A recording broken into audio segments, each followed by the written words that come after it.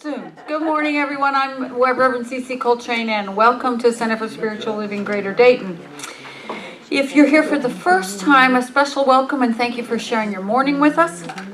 On your bulletin cover is a little tear-off strip where you can give us your contact information so we can keep you apprised as to all the things that are happening around here, because there seems to be always something.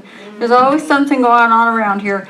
If you fill that out and take it over to the Welcome Center after the service, then we will put you on our email list. We don't send out a lot of stuff. I do send out every Wednesday a little pick-me-up if you want to sign up for that, or just for our informational bulletins on what's happening. Our community here is really all about building relationships, because it's in relationship and community that we can help each other walk this sometimes difficult, sometimes wonderful path of life.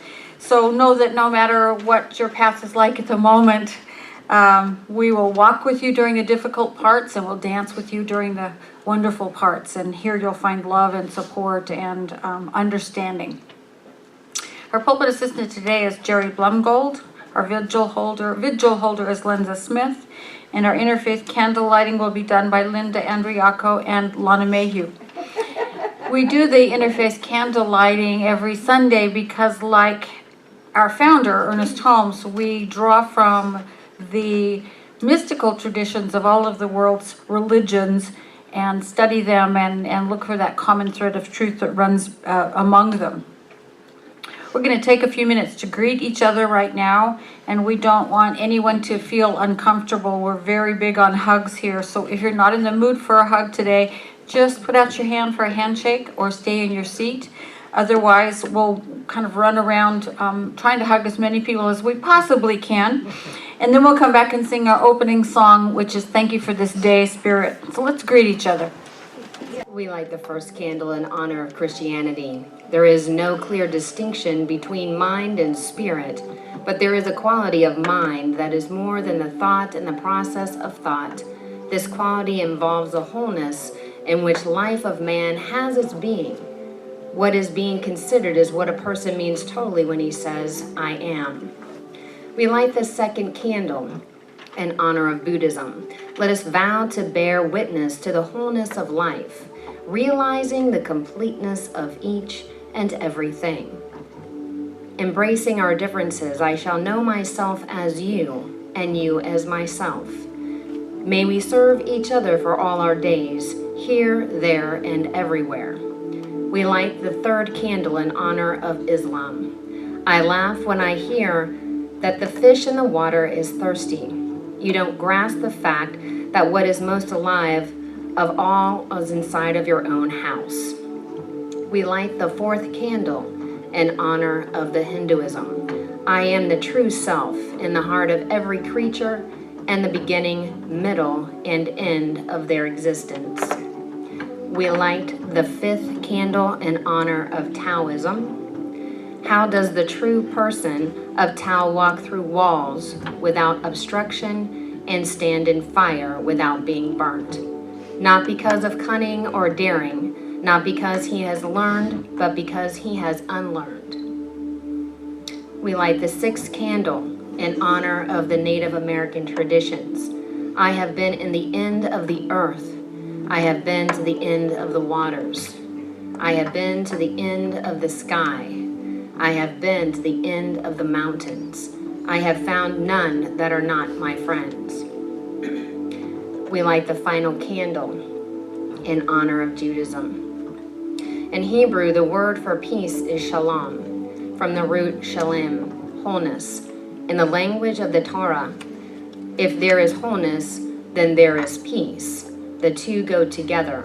We do not achieve peace through division and fragmentation, but rather through completeness, through wholeness.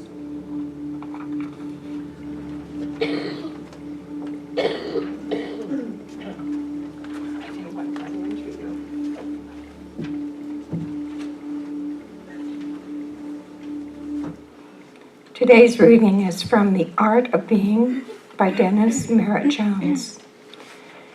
Spiritual perfection is an inherent part of each of us. It is never diminished by conditions. With an awareness of this truth comes the wholeness of spirit that enables us to accept the moment at hand as perfect, just the way it is, knowing that nothing is ever missing in God's presence. Our job is to cease judging by appearances and start knowing the truth.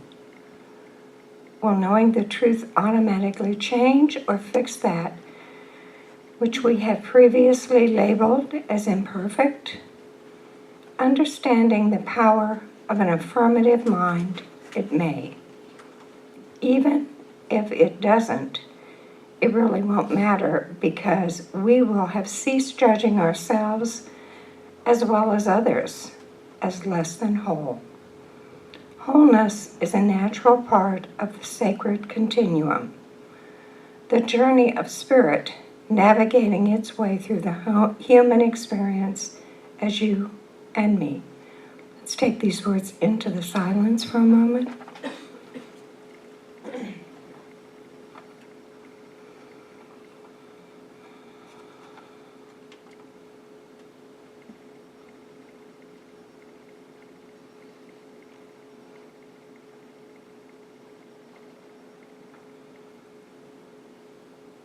So centered in this knowing of truth that we are one and we are whole, I know that everything about the service today is God unfolding. Every note played, every word spoken, everything unfolding within this center is God expressing. And we are divine beings, living our lives as truth and joy. And I thank you, God, for this time together that we are sharing. And together we say, and so it is.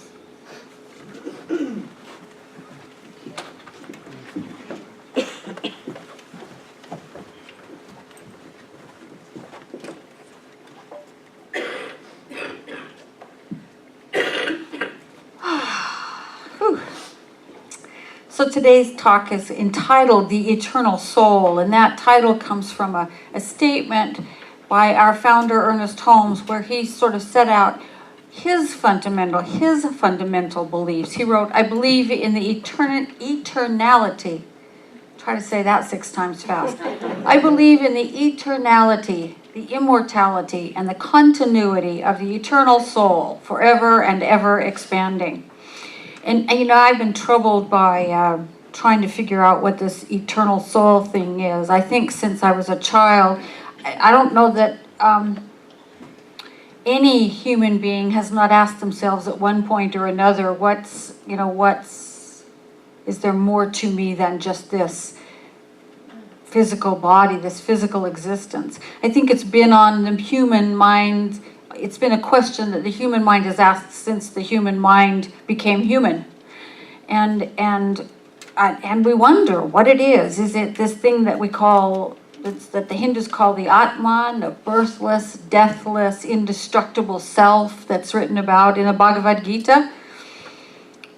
Is it the quantum monad, as physicist Amit Goswami calls it? He describes that as the learned propensities of the subtle body, which really doesn't explain too much to me, but that's what he calls it anyway.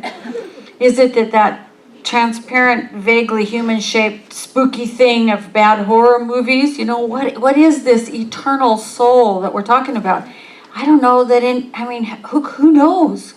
Who knows? Has anyone come back to let us know? I'm pretty certain it's not the horror movie thing, though. I'm pretty certain of that, but other than that, I don't know. What I do know is that the idea of the eternal soul appears in every single spiritual tradition in some form or another, even places where there's not a belief, there appears not to be a belief in a soul. Like in Buddhism, there's no self, there's no soul, but reincarnation happens. So there's got to be something that is reincarnated, right? Otherwise, it doesn't make any sense. But all of the great spiritual teachers speak of this eternal inner self that is in all of us. And I think intuitively we know there's something more to us than just the chemical processes that make us up, than just the take in and, breathe in and breathe out, and heartbeat and electrical impulses that cause all these internal infernal thoughts in our brains. There's something, we know that intuitively. And I think what I also know is that there's something within us that is always evolving, that is always expanding, that is always learning more about being. And sometimes that learning is really easy, and other times it's hard going. It's really difficult situations, it's a hard slog, but nonetheless we are always learning, whether we're happy about it or not. Follow or be dragged, you know that one? I know that one. Go this way, or the cosmic 2x4 will help you along your way, right? It seems to me that when we're born, our souls, whatever this eternal thing is, knows some stuff, but it's in a human being that doesn't know much of anything. I mean, babies sort of have to learn how to do a lot of things. The one thing they seem to be aware of is that they're connected to everything. We don't unlearn that until about age 2. At least that's what the developmental scientists tell us, that up to till age 2, we don't know the difference between us and mom, or us and dad, or us and anybody else. We learn it, and then we have to unlearn it again, I think. What we do is, as we grow and develop in our physical body, we become more human. But at the same time, this thing within us is becoming more divine. This thing within us is expanding and becoming more of what we think of when we think of the eternal soul. Emerson wrote that the soul reveals its own truths to itself. And this happens sort of in an off the radar kind of way, and catches up to us in really surprising ways. The other morning I was sitting in meditation. In the last couple of weeks I've had to increase my meditation time to manage my all the stuff that's been happening in the world. And I was visited by something that's very much like the ghost of Christmas past. I'm serious. I saw myself years ago and some of the things that I did to two people I loved. And I realized how different I am now. And it's not so much a different way of thinking, it's a different way of being. I am not the person I used to be. I'm so much more able to recognize the beauty and value of what someone does rather than whether I like the outcome or not. What the ghost of Christmas past that came to me was a friend of mine came over to fix my fence, which had a really saggy gate, and she did this really weird thing with wires and loops, and I walked out and said, "Well, that looks awful." That's who I was in those days. I was so concerned about the way it looked and what the neighbors would think that instead of saying, "God, thank you, you just came over and did that as a favor," I said, "That looks awful." I'm not that person anymore. I am much more able to recognize the effort that's put out and be grateful for that. I'm much more able to reach out with love rather than reaching out for my own insecurities. I'm able to know that there's a deep joy at the bottom of everything, even when it looks like a real mess at the moment. There's a deep joy underneath everything. These are really deep shifts in me, and it was like a little visitation to remind me of those deep shifts. That like I said, it's not on the level of how I think, it's the level of who I am. I felt like I was watching my soul revealing its truth in that moment of meditation. And I know we've all felt that sensation of just kind of like, wow, that's truth. I just got the nape of my neck, the hairs on the back of my neck just stood up because I'm in the presence of truth. That is one of the fruits of the spiritual practices we teach here, I think. And I think the idea of the eternal soul that we may still hang on to on one level or another is one where it's been actually used to persuade us to put up with a lot of garbage in the present life because we'll be rewarded in the hereafter.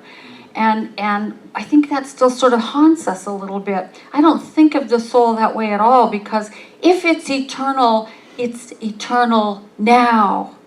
And it was eternal before we came into this body, and it's eternal after we leave this body. If it's infinite, if it's part of God, it's always been. And it isn't anything that's going to reward me later. It's something that I am right now. It's something that we are right now. And so we kind of have to figure out where that old idea that, my soul will be rewarded in heaven comes from, and really think about it and maybe come to understand it a little bit differently, because the goal of spiritual practice is not to teach us how to put up with terrible things in this lifetime. The goal of spiritual practice is to acquaint us with our own souls, to acquaint us with that which lives within us, so that we can have the power and the stamina and the grace and the heart to do something about the terrible things that arise in our lives and in the world. Not just to stand there and say, I have to accept this because I'll get a reward in heaven. No, it's how are we different in this moment? How do we bring our hearts to the situation? In the book of John, chapter 17, Jesus is praying for his disciples, and he says something really wonderful. First of all, he prays to Abba, which is a very intimate form of address. It is a form of intimacy and deep respect, and he says, Abba, they, the disciples, are in the world but not of the world, as I am in the world but not of the world. He says, don't take them out of the world, but protect them while they're in the world doing the work. While they're in the world doing the work. That's what spiritual practice is all about. To let us be in the world, but not so much of the world. We can still see what's happening and we can address it, but we do so from a place of spiritual power rather than fear or despair or anger. We can reach out to someone who's really suffering from a place of true compassion, not from a place of, let me help you with that, you poor thing. That latter, that comes from our own unwillingness to approach suffering. We don't want to be anywhere near it. So rather than approaching it from true compassion, we gird ourselves up with a cover of sort of, self-righteousness almost. I'm in a place where I can help you, you poor thing, instead of, this person with whom I am one is suffering. What can I do that is respectful and based in love? We can take action to change unjust laws or unjust institutions, but we take action from a place of unity so that we see both the victims of the injustice, but we also see those who can't see that there are any victims. Do you know what I mean? Many people don't consider anything other than themselves. They don't see what happens down the line, and we have to take both ends of that spectrum into our minds and hearts so that we can take action from that place of unity with all of them. We can talk with others about our town or our state or our country or our world from a place of respect for all the positions involved, and never back down from the strength of our desire to do the good thing, the right thing, the thing that contributes to the wholeness of everybody.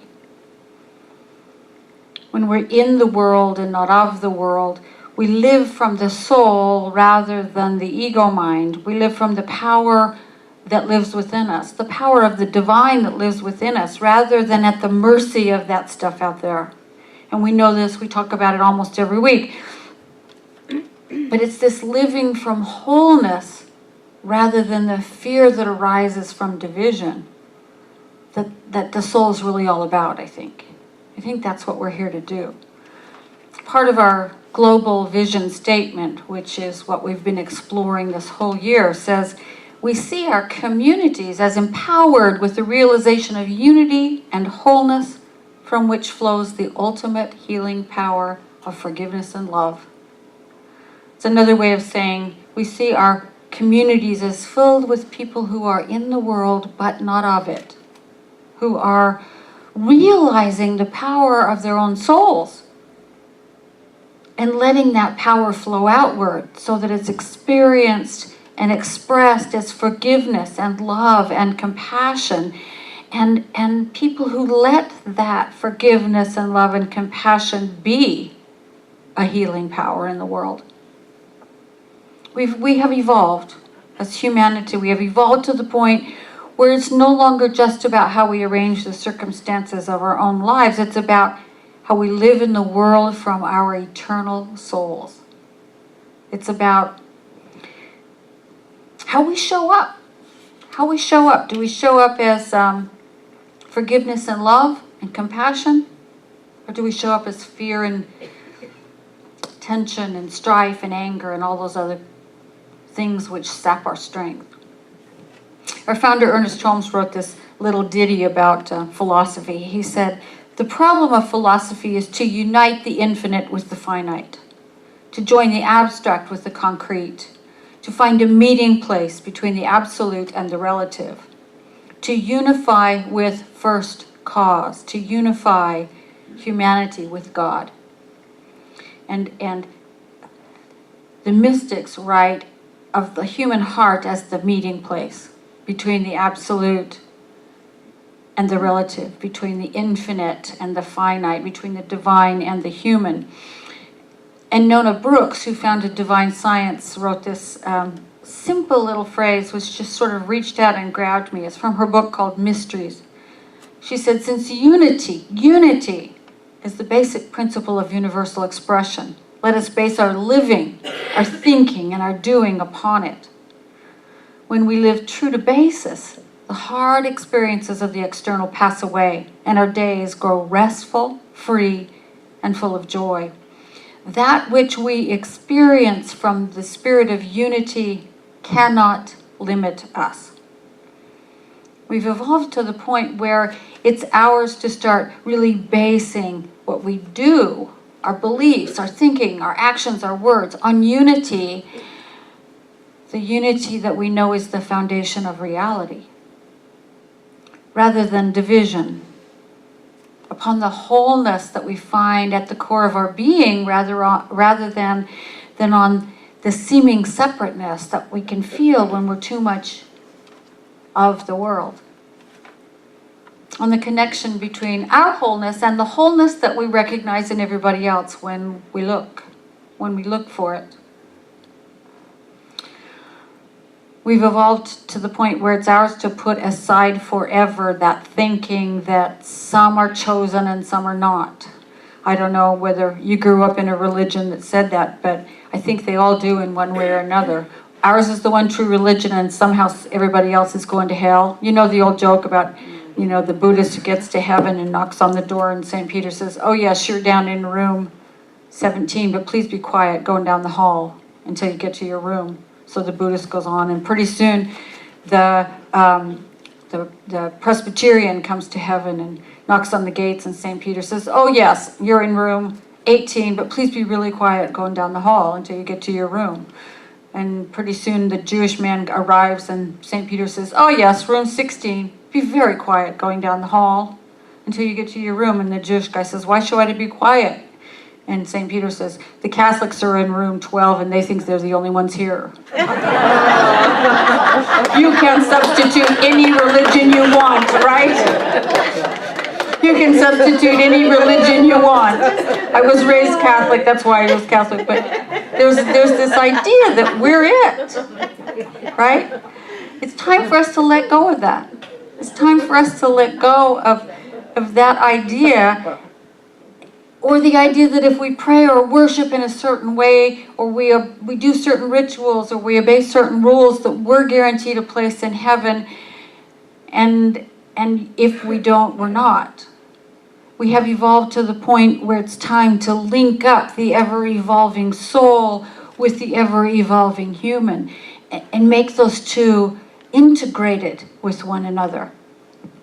We start to integrate, as the really, really old saying goes, what the higher and the lower, and the inner and the outer, and the what is above and what is below, and what is human and what is divine. We start to integrate those together, and then we rest daily in the awareness of our own eternal soul, so that we can hold a space in the world for everybody's eternal soul.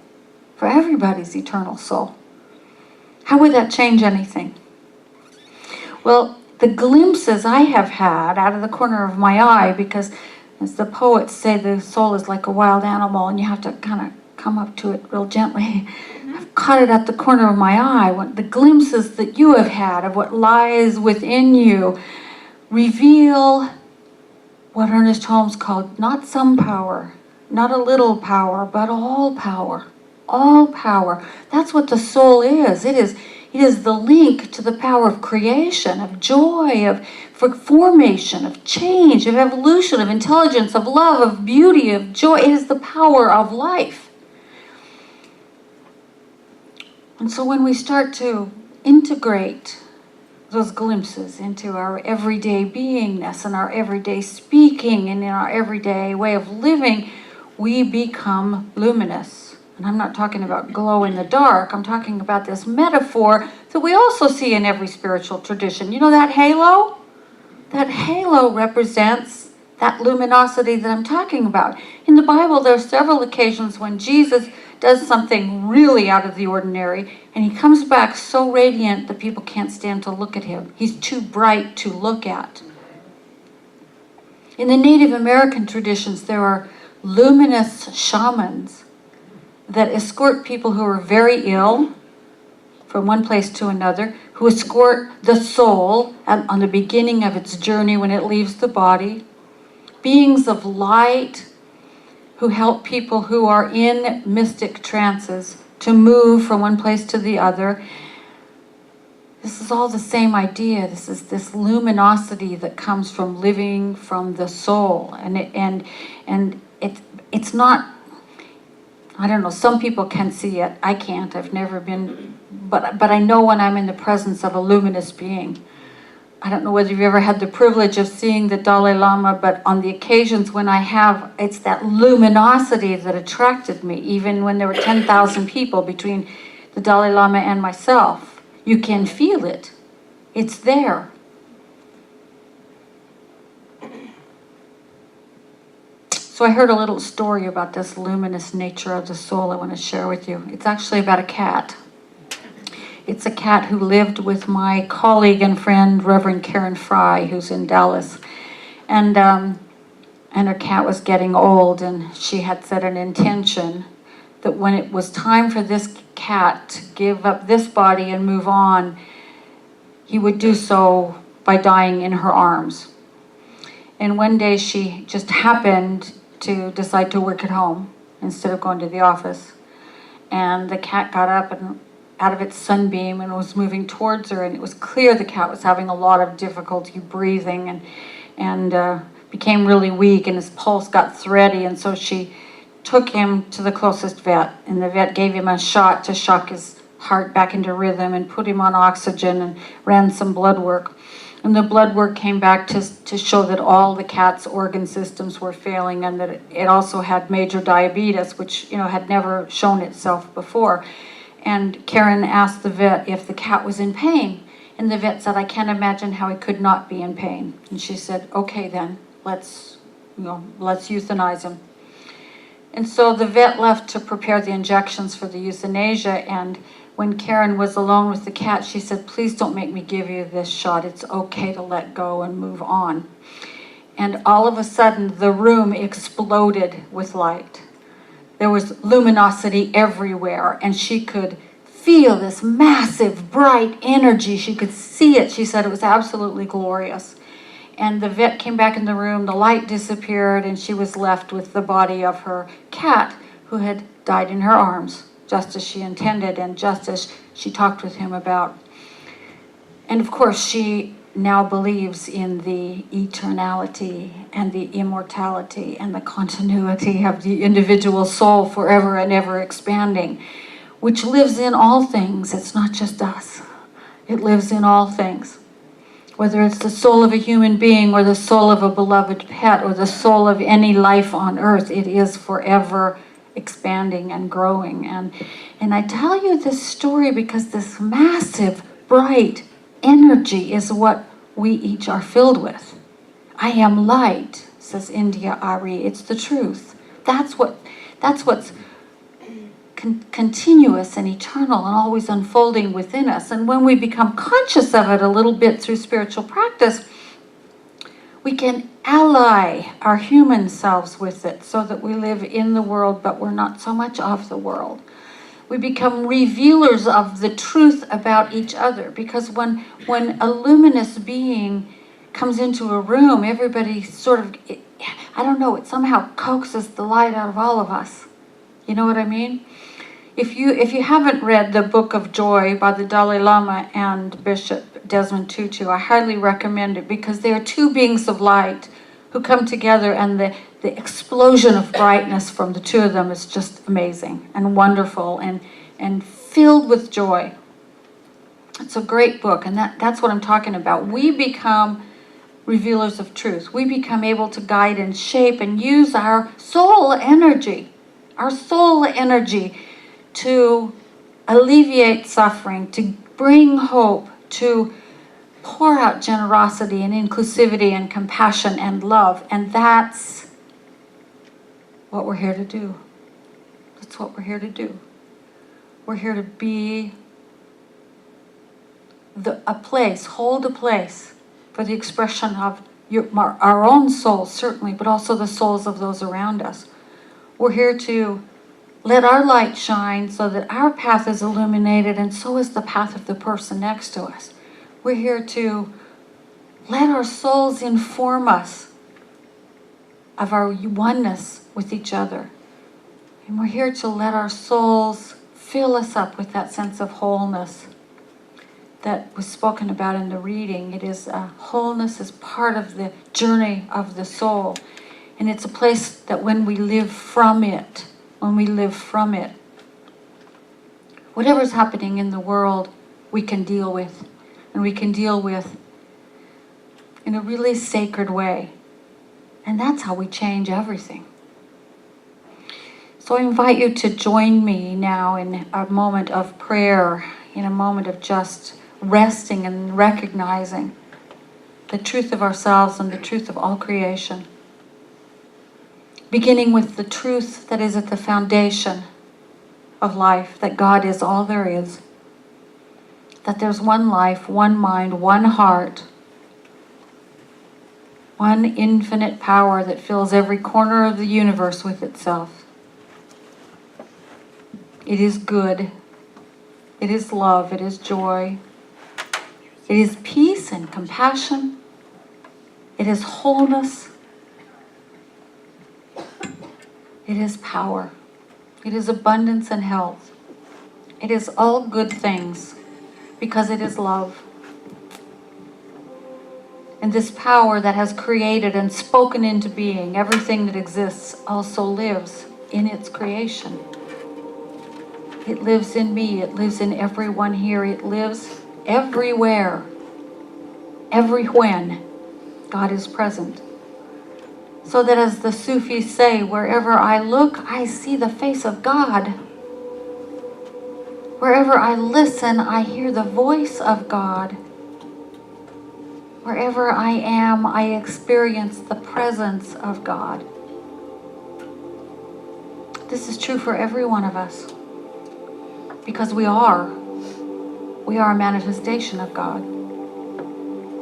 And so I speak my word right now, knowing that every one of us invites the soul to lead all that we think, to lead all that we speak, to lead all that we do, that we live allied, one with this pillar of light and energy and power that exists at the core of our being. That we let it always remind us that we are here to be compassion. We are here to be inclusivity. We are here to be forgiveness. We are here to be love. And so we let it guide us. We let it guard us. We let it flow through us as we are in the world without being so much of it, so that we recognize the truth in every situation, so that we are the calm that calms the waters, so that we are the joy that brings hope, so that we are the love. And knowing this is simply the truth of who we are, I give thanks. I give thanks to that power which courses through every corner of the universe for this life. I give thanks for our time together this morning to remind ourselves and to practice seeing the face of God in those around us. I give thanks, and I release these words knowing that God has already said yes. And so it is done, and I let it be. And we say together, and so it is.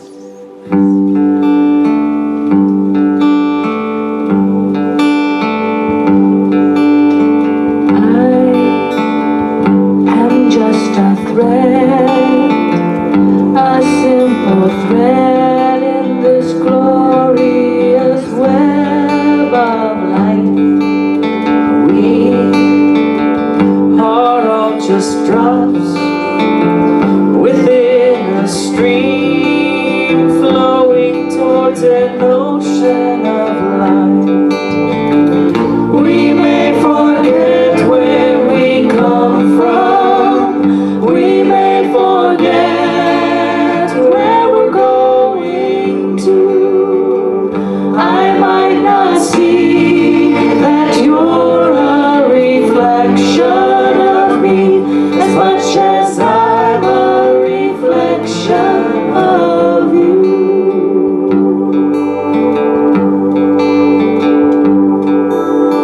I am just a seed, a blessed seed with eternity unfolding in me, and I pray that as I grow,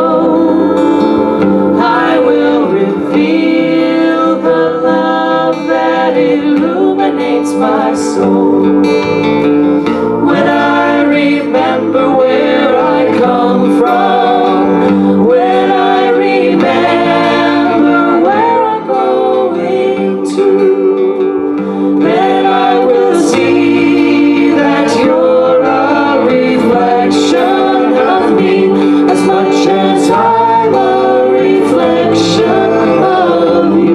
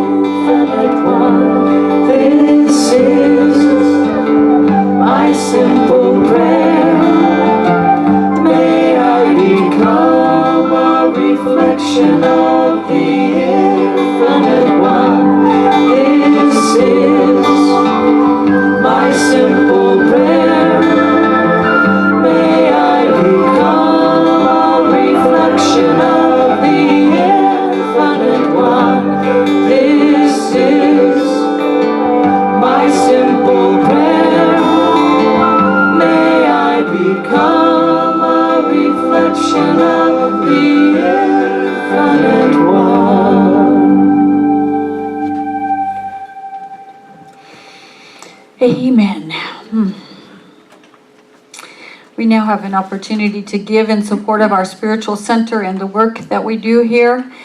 Everything that you give makes it possible for us to be here on Sunday, to offer classes and workshops, to provide space for meditation and spiritual practice, to teach our kids that they are magnificent spiritual beings, to create a community where we grow as bearers of the light. So I invite you right now to simply stop and count your blessings. Think about the people around you and how blessed you are. Think about all the gifts that are present in your life and let yourself be filled up with gratitude. Gratitude is the attitude that simply says yes to life and to all of its good. And please know with me, my heart is open. My heart is open. I give from my open heart. I give from my open heart. I know that as I give, I am given to. I know that as I give, I am given to. And I am grateful. I am grateful. And so it is. And so it is.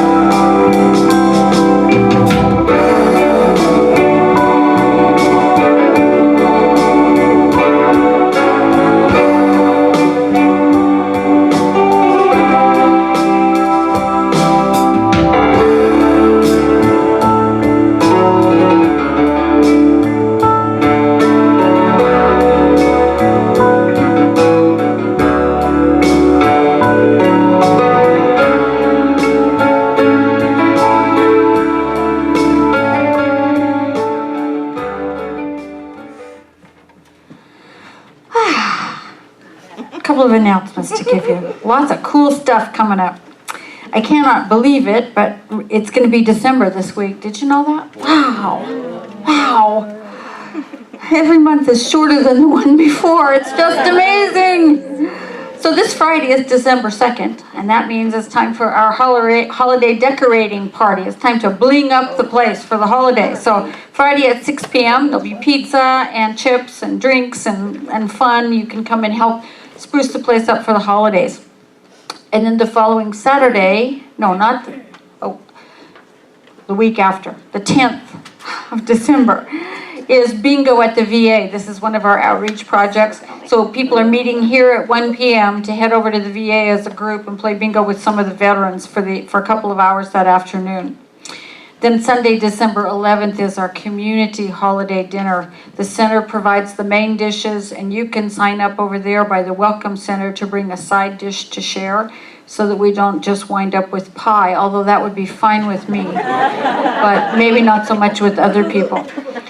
We'll be setting that up on Saturday, December 10th at 1 p.m. So if you're not headed down to the bingo, you might want to come in and help us set up the social hall for that event.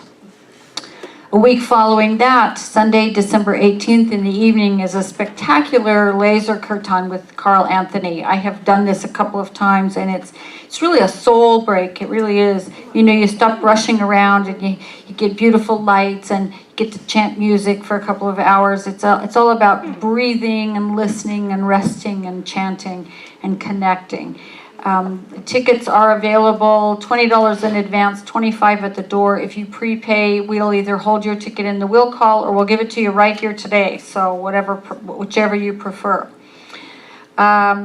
There's a jar over there with a red sign on it that says change for change. This is something that a congregant brought to me and said if everybody empties their coins, the coins we carry around in our purse or our pocket or our car little ashtray thingy, if we empty them into that jar, we will have enough money to make a significant contribution to some community organization that's in need of it. So we're just going to keep it going. I just wanted to tell you it was there and remind you to clean out that, that funky little drawer where all of your nickels and pennies go. Bring them in and put them in the jar.